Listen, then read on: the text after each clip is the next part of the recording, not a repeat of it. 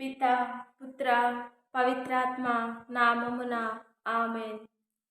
ప్రియమైనటువంటి జ్ఞానవాణి శ్రోతలకు శుభోదయం. ఈ రోజున మనం 2 విషయాలను గుర్తుకు తెచ్చుకుందాం.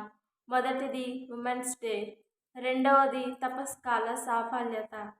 మొట్టమొదటిగా మీ అందరికీ హ్యాపీ ఉమెన్స్ డే. పూర్వకాలం నాటి రోజులు మనం గుర్తుకు తెచ్చుకుంటే ఆడవారు ఇంట్లో పని చేయడానికి తప్ప ఇంకో పనికి పనికిరారు. కొన్ని సంవత్సరాలు గడిచిన తర్వాత ఆడపిల్ల కావాలని ఏ తల్లిదండ్రులు మనస్ఫూర్తిగా కోరుకోలేదు. మన పిల్లవాడి జననం కోసం ఆతృతగా ఎదురుచూసే కొందరైతే ఆడపిల్ల పుట్టగానే అమానుషంగా అంతం చేయాలని చూసేవారు.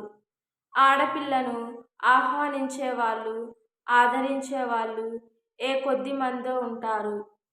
ఆ కొద్దిపాటి వారిలో మన అమ్మ జ్ఞానమ్మ గారు తన జీవితం ఎటువైపు పోతుందో అని ఆలోచించకుండా ఆడపిల్ల అంటే సాకడానికి, ఆడించడానికి, వండి కూర్చి సుఖాన్ని అందించడానికి కాదు అని, ఆడపిల్ల అంటే అగ్ని అని నిరూపించారు మన అమ్మ జ్ఞానమ్మ గారు.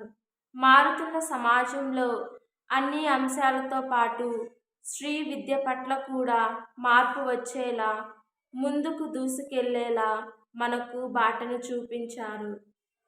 రెండవది, తపస్కాలం ఫలవంతం కావాలంటే జ్ఞానస్నానం ద్వారా నిజ ద్రాక్షావల్లి అయిన క్రీస్తుకు రెమ్మలుగా అంటుకోబడిన మనం క్రీస్తునందు విశ్వాసంలో నిలిచి ఉండాలంటే ఆయన మాటలు మనలో నిలిచి ఉన్నచో మనం ఫలిస్తాము.